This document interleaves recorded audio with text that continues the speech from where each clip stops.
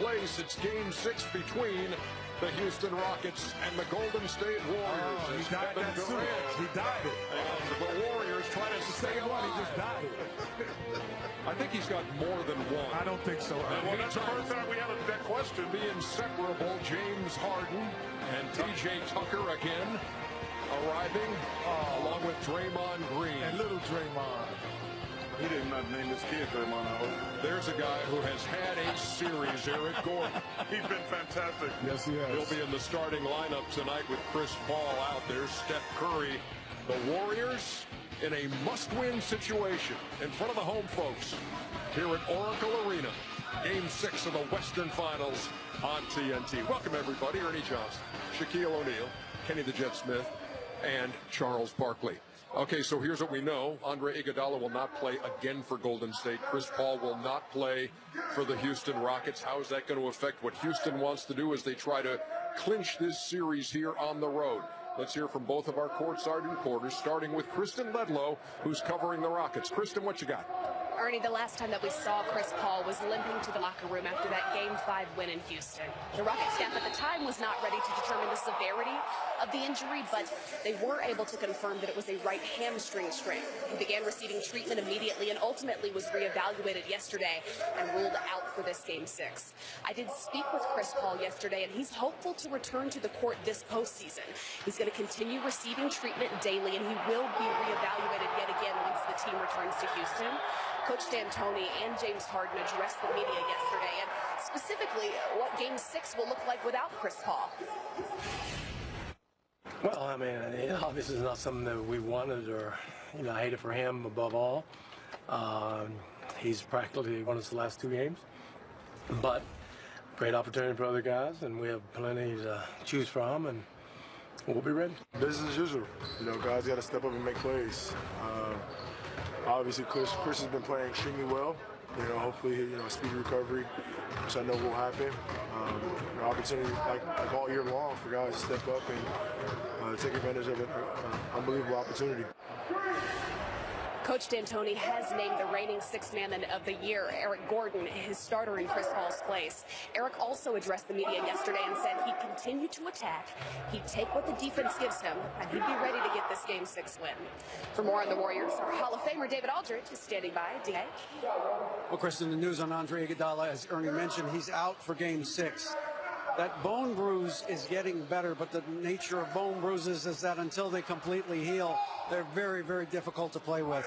The MRI showed no structural damage. That's not the issue. It is simply that bone is sore, and it's difficult for Andre Iguodala to move laterally, much less burst forward.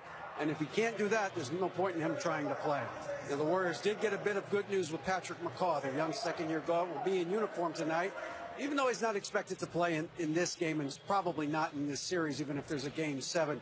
Remember, he suffered that very frightening fall on March 31st against the Sacramento Kings. He was carted off on a stretcher, suffered a lumbar spine contusion, and it really did impact this team very much. The nature of the fall, him being carried off, really shook this team to its core at the end of the regular season. So they're very happy to see McCaw back, even though he won't be playing. So that bench that Golden State has to pick up the slack with 2 of their key guys out. They only scored 4 points total in Game 5 in Houston. They have to do better to have any chance of getting this series back to Houston on Monday night. EJ? Yeah, DA, all this talk about the Hamptons 5 lineup that they have when Iguodala is in there, but the other night it was more like the Hampton Inn lineup. They put guys on the floor that, they had Bell out there, Livingston, West, Cook, and still, again, this time around, they'll have to make do without Andre Iguodala. We'll get more on that in just a second, but let's talk about the Rockets without Chris Paul here. And what does that do to what the Rockets want to do, Kenny? Well, I think it definitely hurts without question, because Chris Paul has been finishing games. And, that's what he was really brought in here for, to finish games. But James Harden, individually, he passes to me more when Chris Paul is not in the game. They're going to probably go to the pick and roll here. As you see, James Harden, now you have the shooter still in the corner, but you have driving lanes a little bit more. So they'll go back to more of the pick and roll instead of the isolation, because you don't have 2 guys that can isolate. So you have to get somebody involved. Again, ball movement, body movement is a little bit better because of the isolation. Does it help you win games? Not all the time. So again, guys move the basketball. So freeze it here. Eric Gordon has the basketball. And instead of a straight isolation, again, Capella comes up and set it a pseudo pick and roll as it goes in. And then you figure out if he's going to get to the basket or is he going to go all the way in. You got the shooter Ariza way open in the corner. And these guys look to pass when they drive more than score. Again, Capella is going to be more involved. He's going to just be there as a brush screen. But again, you're going to have driving lanes and then you're going to have deep corner threes if you want them, because that's going to be the opportunities that you're going to have.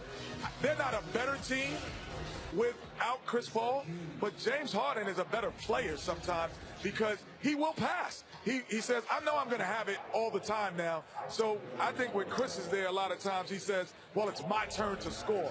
And he doesn't get other guys involved as easily. Well, I disagree with that. You disagree with what part? I said a lot. All of it. You don't think that Chris is... I thought it was a very impressive breakdown. You don't think Chris is going to be missed? Hold on. No, yeah. Let me make Then you agree then? No. You say you disagree with everything, and then you're going to say, I want to hear it. Because Chris Paul is their closer. Mike D'Antoni just said it. He single-handedly won their last 2 games. The thing that Chris Paul does better, he makes the players around him better. James is a great player, but he don't necessarily make the players around him better. This game tonight puts tremendous pressure. James has got, at some point, he's got 2 chances to have an MVP signature game. He has not had that. Who you think is going to win the game, Chuck? I think the Rockets are going to win. You think the Rockets do? I do. You just, how you contradicting what I'm saying? Hold on. That's only if James Harden has the signature game. I think he's got to have one of those 50, 30 to 40 point, like a LeBron James triple-double type game if the Rockets are going to win. But let me make my point. Chris Paul's their closer. But James Harden at some point is going to have a signature game. He has melted down in the playoffs the last couple of years, but at some point, he's missed his last 23s. At some point, when you're the MVP, there comes a point where you have to say, we're going to win this game. He's got 2 games. My second point is, I think all the pressure's on Mike D'Antoni. What I mean by it is, he can't play 6 guys. He cannot play 6 guys. He's got to find some minutes, whether it's Nene, some guys on the other side. You can't be you got to play these guys. Bob Mute is going to be back in the rotation. But you might see Ryan Anderson tonight. Yes. But you got to play 2, Ernie, because think about it. This will be counting the last game, or the last 3 games. These games are coming every other day. And those 14 minutes and 12 minutes came in that 40-point blowout. The games... Yes, that's a good point, Kenny. The games that the Rockets have won, I agree with both you guys, but Eric Gordon has been the key piece. So coming off the bench, doing what he's did, when he's had the opportunity to perform like that, meaning getting the ball, he's been able to do his thing. Now that he's starting, he will have more opportunity, and he has the ability. I'm not saying he's a closer like Chris Paul, but he has the opportunity to hit big, timely shots, especially in the fourth quarter. I'm glad you brought that up because we pieced together 3 of those from the wins in Game 2, Game 4, and Game 5 from Eric Gordon. Look, if Golden State gets a stop, they can be in single digits with under 8 minutes to play, and but he knocked that down, and started an 11-0 run. In Game 4, it's a 2-point game. Big shot. And then in Game 5, who's that pass from? In Game 5, it's 92 to 91.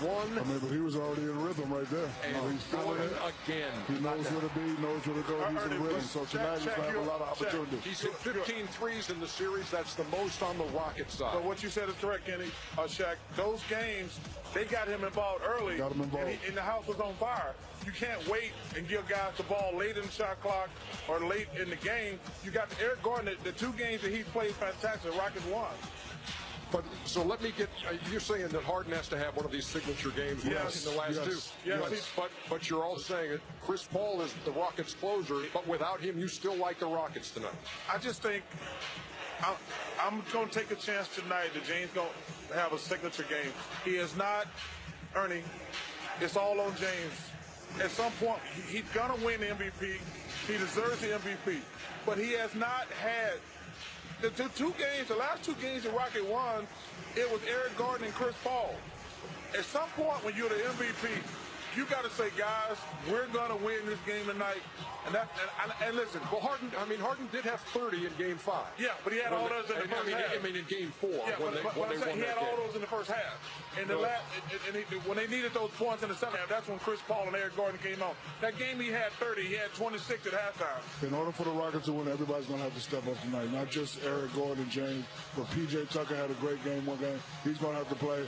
Mabute looks terrified out there. He's going to have to step his game up. And I agree with you. I wasn't even aware that he existed. Listen, the way he's playing now, I don't deserve to know his name. You know what I'm saying? Everybody has to step up. Clint Capella got to be big tonight also. Well, he got to get the ball, Chuck. Well, that's what James got to get a triple-double. Well, he will get the ball, and that's what I was saying in the video, Chuck, because they're going to run. They can't run isolation basketball with one guy. We need to take a break, and then we're going to come back and talk about the Golden State side of things as they trailed the series 3-2.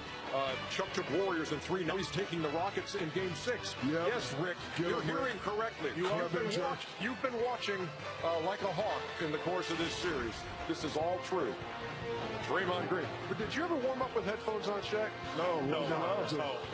I mean, you can't play with them, so why would you shoot with them? Well, they didn't have Bluetooth when we played. No, they had home here. They're trying to force a Game 7 in Houston on Monday night. Let's look back at Game 5 of this series as Houston took the 3-2 lead, and down the stretch, the plays that made a difference. Draymond Green with a turnover. James Harden with the dunk on the other end, 88-82. Chris Paul, you talk about him being the closer. Tough off-balance shot, and they're up 92-86. Eric Gordon, the deadly 3 from deep 95-91 that was answered by Draymond Green to make it a one-point game. That's when Chris Paul went down with the injury as he drove on Quinn Cook. The hamstring injury, down he stays, and really, here they're playing 5-on-4 right now. Yeah, but one guy out there can't breathe right now. That guy right there. Quinn Cook. And Steph Curry was coming to the top of the key, should have gave him the ball. No, we're going to talk about that. Stop it, Kenny. Now Trevor Ariza splits free throws. Draymond Green corrals it. They make the pass. They cannot advance the ball to inbound, so they go from their own backcourt, and here comes another one of those turnovers that killed Golden State. We talk about Draymond and Klay Thompson has to play well just as much as Kevin Durant. Those guys have not played well down the stretch, both of them. And they just have, listen, Kennedy, mentally. I'm not going to take anything away from what the Rockets have accomplished. So we have to say the Warriors have not played well. The Rockets, they won those last couple games. They were fantastic. Neither one of them are artistic games, but the Warriors have not played well. This guy's had 11 turnovers in 2 games. And not only that, Chuck, that's not smart. You talk about James Harden, he's having signature game. So does Mr. Durant, especially in the fourth quarter. He hasn't shown up in the last 2 games in the fourth quarter. There's a lot of people that need to come into the building tonight. Who's going to be in the building tonight? That's what we want to see, because a lot of people that we could all point to and say, this guy, we were looking at one here, Klay Thompson, Durant, Harden. Now it's him. Step up Gordon. Step up Steph. There's a lot of people that have to show up tonight. Let's look at Kevin Durant's numbers and talk about the importance of this guy. Obviously, but in the fourth quarter of the last 2 games, he's 1 for 9. That's just awful. He's 0 for 5 from deep and has not had an assist. There have been 2 games in this series he has not had an assist. Another one he had 1 assist. That's impossible. That's awful. That's uncharacteristic, especially for the Durant. Well, I mean, it's been uncharacteristic Golden State really that we've seen lately too. So much ISO ball. These are plays in which Kevin Durant did pass the ball in the fourth quarter, but there's 2 reasons, Ernie. It's very simple when you actually watch the game. It's very simple why the Warrior stuff is not working. Number 1, Kevin Durant has an advantage every time. So they're going to him every time. But also, because the Rockets switch everything, all that motion doesn't do them any good. He's right there. Kenny, stop it. That's why they got to find a way to speed up the pace of the game. Kenny always talks about the one thing that Steph Curry does, he speeds up the game. Because the Rockets, like Ernie, all that movement doesn't do you any good against the Rockets. They switch everything. So that has made their offense stagnant. And also, Kevin Durant has that mismatch on the guard down low every time. Kevin Durant, as great as he is, could be a much better player instead of getting the ball 25 feet from the basket. when they put Chris Paul on him or James Harden, when people go down to the box when they switch. They put Chris Paul on him tonight. They really need to go to the box. No, but Kenny, he hasn't been doing it. He hasn't been. He still, even as little as Chris Paul is, you go back, you probably can look at 25 plays. He still shoots a fadeaway jumper. Listen, mismatch or no mismatch, superstars must step up, especially in the fourth quarter in these moments. Okay, who's on him, where he get the ball. 1 for 9, 8 points last 2 games. Oh, no question. It's unacceptable But what I'm and saying, unheard of. Shaq, is when he got me get like, let me give you an example. Me trying to guard you, would you want the ball on the wing or in the post? In the post all day, every day. And watch Kevin Well, Durant. I think it would be different. That comparison would probably, if you got the ball and I switched on you. But I'm not going to get the ball. You would go on the block. Yes. Right. But why is Durant, Zach. if you go back and look at all those plays, Durant, he's getting the ball 15, 17 feet from the basket against a little guy. Because No, Shaq's he's going not to really a block post against player, anybody. Chuck. You know, he's really no primarily. Hey, he don't have to be a post player. You got to a little guy guarding him. Nice catch. But you look at the numbers for Golden State in this series compared to their regular season too, and so don't you have to give the Rockets credit for what they're doing defensively and taking away some of what Golden State likes to do. You look at the number of passes. You know, Kerr says the great barometer for him is his 300 passes. They averaged 323 in the regular season. They had 257 in Game 5, but the assist numbers are way down. That's because of the switching, aren't I know. That's what I'm saying. Aren't you going to give Houston some credit for what they're doing, which is saying, look, Golden State, we know you want to do this. We're going to try to limit that with the way we defend. But the funny thing is, I don't know if it's defensive prowess that has stopped them. Thank you, Kenny. Or rhythm of the game. Meaning this, Ernie, because when the switch occurs, logically in your mind you go, I got a guy on me that shouldn't be on me. I should just take advantage him. of the mismatch. And so logically, as a great player, they're taking them out of the logic. It's not really that they're making them take some shots or miss, but they take them out of rhythm because of that. But it's not because they're doing a great job defensively all the time. But what Golden State has to say is, regardless of the mismatch, let's still run our offense. Regardless of the mismatch, we still have to run it. What happens is, okay, if I go down to set a pick on Kenny's man, Kenny gonna come off the pick wide open. I can pass it to him. But when you switch, the pass is not there. It ain't great defense. It's just they switch everything. But that's all they're doing. They're not first of all, they're successful, but they just switch everything. They take a bunch of passes away. And, you know, to add on to what the fellas are saying, superstars are taught when there's a mismatch. Oh, take advantage. We're not running the play. Forget the play. Exactly. You know, like if the play at 4 past TNT, and then Ant is guarding me, I'm saying, you know, forget these guys. This is what I'm going to do. So that's just how we Got a talk. smile out of Ant there. Shout out to Big Ant. That he got the mention there. You can't guard me either, Ant. Google me. So Golden State trying to force a Game 7. Rockets looking for their first trip to the final since Kenny was there. 1995 is the last time. Ernie. The Rockets. That was a dagger, Ernie. I wasn't alone. I'll tell you that there, I know that. Chris Mullin, John Lucas. Great player, great man. In that picture right there. Lucas was a great player too. The dream. The dreamer. And Mr. Fertitta, one of the great owners in sports now. Welcome to Tim is a great guy. Yeah, he did. They did a great job the other night in Houston when they honored Santa Fe High School too, and the national anthem, and had Over all 500 kids. the teachers and the kids and the principal and everybody and the first responders. That was a very nice touch. Eastern Conference Finals is headed to a Game 7 after LeBron James last night had 46, 11, and 9, and Kevin Love and Jason Tatum collided, and Love got the worst of that, and he will miss Game 7 under the league's concussion protocol. Ernie, we were arguing about that. How does that work? He can't get tested again? He's under the concussion protocol now, but I think there's a certain amount of time that once you have concussion-like symptoms. That's what I'm asking. Yeah, we were arguing about that downstairs. He couldn't get tested tomorrow. Was my question. I think there's not with what you've got to go through. Once you have a concussion, like once they diagnose you that night, it says he has concussion-like symptoms. There's a time he has to wait a certain amount of days to be tested again. So in the long run of his life, that he would be okay. Okay, I didn't know. That's why I asked.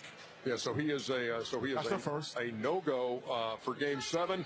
And here's what they're talking about with Kevin Love unavailable to go for Cleveland. It's always next man up. We've dealt with so many guys going in and out, not just this season, but since we've been started this chapter. It's next man up. Jeff, Larry, myself, we all got to be huge. Obviously, you know, it's can never replace K-Love being an all-star. But we all got to find a way to come together as a team and pick up his load. You know, it sucks that he went down, but you know, our motto is next man up, and that's how I had to be. Myself, Larry came in and gave us great minutes. Kyle played great, so it's a collective effort. You know, we would guard obviously a little bit differently with Kevin in the game, but you know, obviously with the different matchups that they're playing and everything else, you know, when they went small, I thought, you know, those guys all reacted very effectively. You know, we know it's challenging. They 10-0 on their home floor, and you know they've been very successful against us, obviously at home. So, you know, but if you love challenges, then this is a great opportunity. One game from the finals, Game 7. I mean, yeah, I can get out there and do something for that. Come on, gotta be ready to play. No excuses. Game 7 to go to the NBA Finals. We gotta be ready. Coach, did you see anything in the 3 games that you've already played at Boston that gives you enough confidence that you can go in and win a Game 7 without Kevin Love? Yes. So we see what happens I'm scared. in Boston, What's he gonna say? where the Celtics are 10-0 during the postseason as they take on the Cavs tomorrow. What are you thinking, Shaq? Just like I told Chuck what would happen. Boston would lose Game 6 and they would go to Game 7. I think it's a lot of pressure on them. Right now, they're young fellas. And in order not to be young fellas, you have to persevere. Are they ready to persevere? I don't know. I don't think so. I think the pressure may get to them. I need one guy for Cleveland to step up and have a nice game. Mr. J.R. If Mr. J.R. can have a nice game, LeBron does what he do and everybody else fill in. I like Cleveland because the guys are young, and I'm not, saying, being young, but I'm just saying when you're young, you have a different mentality, and this is pressure that they've never felt before. Actually, it was nice of Tyloo to play. Clarkson, Larry Nash Jr., guys like that. Jeff Green, he had to put guys in the game, give them an opportunity to be successful.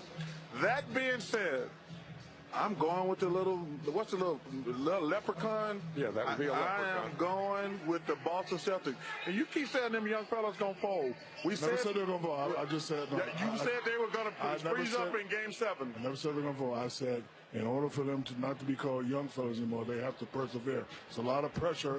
They have went to Game 7 against Milwaukee. Milwaukee's not the same. They have went to Milwaukee's not... Listen, this game right here, if we win, it's going to be a lot on their mind. We win this game, we go to the finals, boom, boom, boom, bam, bam, bam. It's too much to think about. It's good as the Greek freak is. It's too much to think about. He's not LeBron James Exactly. yet. And when LeBron James, this is a guy that Tatum and Brown idolizes, without question. They had to. Tatum should be a sophomore, and Brown should be a junior in college. You mean the guy they smacked up 3 times already? Yeah, but hey, listen. You see LeBron's record in Game 7s over the last 10 years. He's going to try to pull it off again tomorrow night. My analytical brain says Boston, but as a fan and watching what LeBron James has done, as a fan, I say there's no way he's going to lose a Game 7. As a fan, analytically, I say Boston. Well, you have to pick. So I'm trying to figure out if I'm going to go with my fan brain or my analytical brain. And I'm going with you have a choice of brains. That is wild. I'm going to say I'm going to be a fan, and I'm going to say that the Kings will rise. Well, I'm saying we can kidding. Go ahead. You know. Even though I picked them at the beginning of the series. So you're going with Cleveland. Man. He's going with wait. I'll say it before the commercial break. Well, let me just say this. Go ahead, Shaq. You know, as great players, when you have your best games, when ain't nothing on your mind. They're going to be out there. One game, we go to the finals. If we don't do this, Kyrie's coming back next year. I'm not going to be star. They got too much stuff going on. LeBron said, hey, opportunity. We just got to start. They get one other guy to step up. I admire the Kings, but you know what we're going to have tomorrow night in Boston? A coup. We're taking over this country. A coup.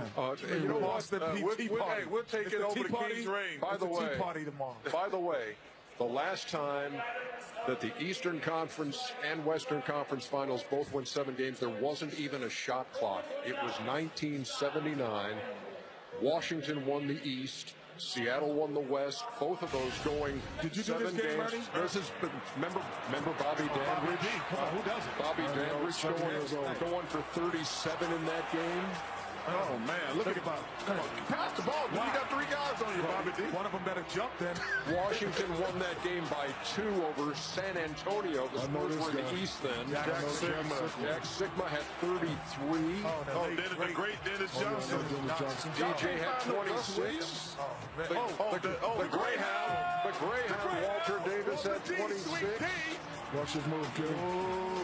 Don't do it. Give it to him.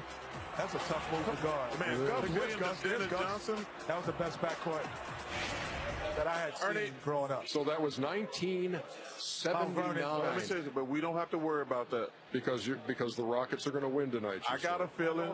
James Harden, I got a text from one of my great mentors, Billy Cunningham. It's going to be a Magic Johnson-like performance. They got no pressure on them. James Harden's Magic Johnson. He's going to be Magic Johnson tonight. He's going to have a triple-double opposition. I'm telling you, he's going to have a triple-double. And just to clarify everything, too, on the Kevin Love situation, you were asking about the concussion protocol. A player cannot return to floor until he is without concussion-related symptoms, at rest, evaluated by a physician, successfully completed the NBA return to participation exertion protocol, and the team physician has discussed the decision with the director of NBA concussion. What the hell does all that mean? Program. Yeah, so there is no day limit then. That's just a bunch of gibberish. Yeah, if you can do all of that in a day. Just saying. Well, he's got to run tomorrow. Today he's got to be running today. I guess. But obviously, he can't run tomorrow. Is my question. No, but I'm saying he'd have to be running today to get cleared and say, "Oh, he passed the test." But obviously, the Cavaliers are not letting him run. They released the statement today and saying, "Look, Kevin Love is not going to play in Game 7." Ain't nothing holding me from no Game 7. Okay, I'm going straight to Walgreens, get some Advil. I'm with you on this, I'm not missing a game. I thought you said you were a doctor. I am a doctor. No. You've got a concussion. Take an Advil. No, that's right. I'm ready to go. When you're 60-year-old and Shea Jackson turn.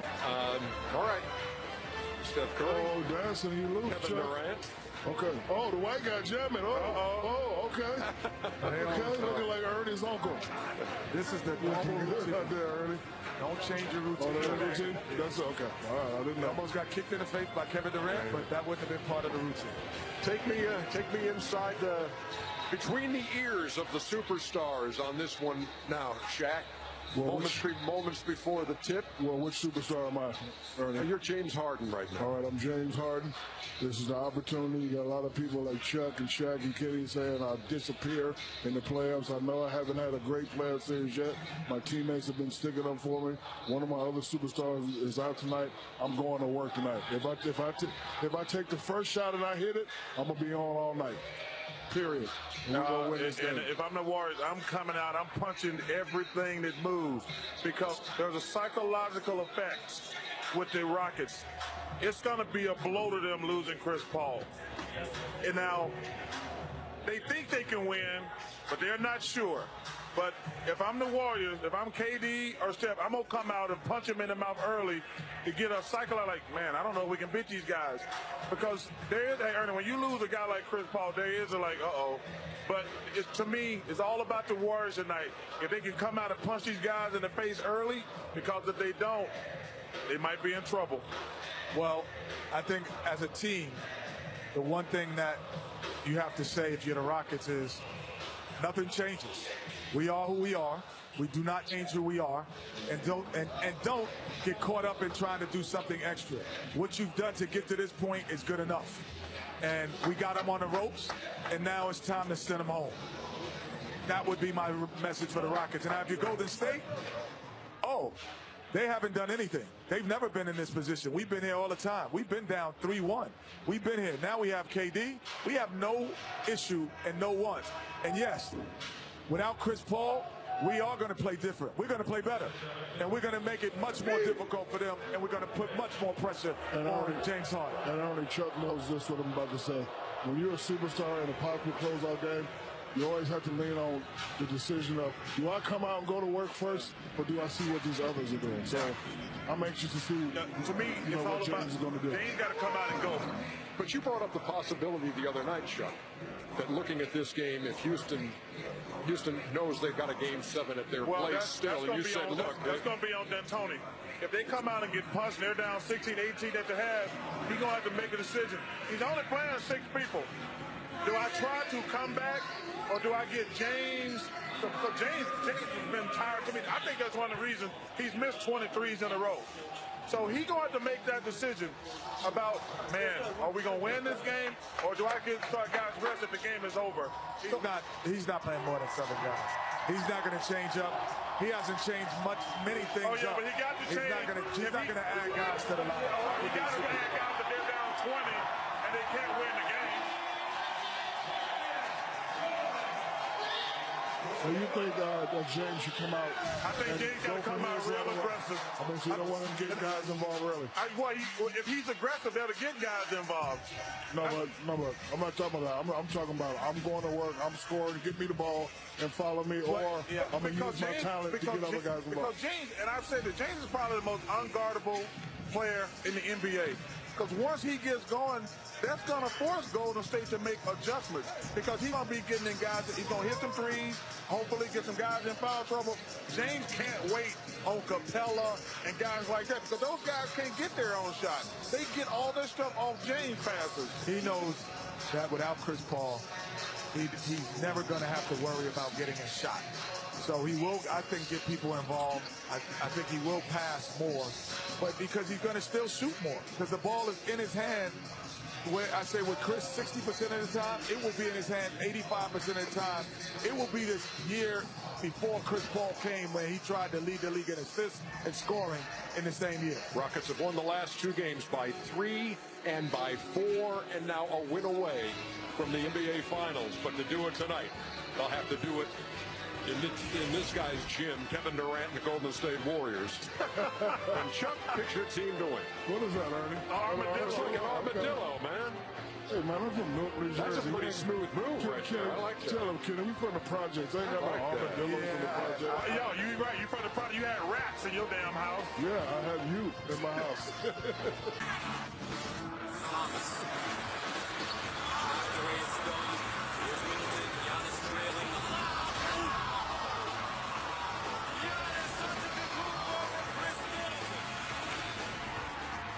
Beyond the 7-minute mark of the second quarter. Shot clock is down to 3.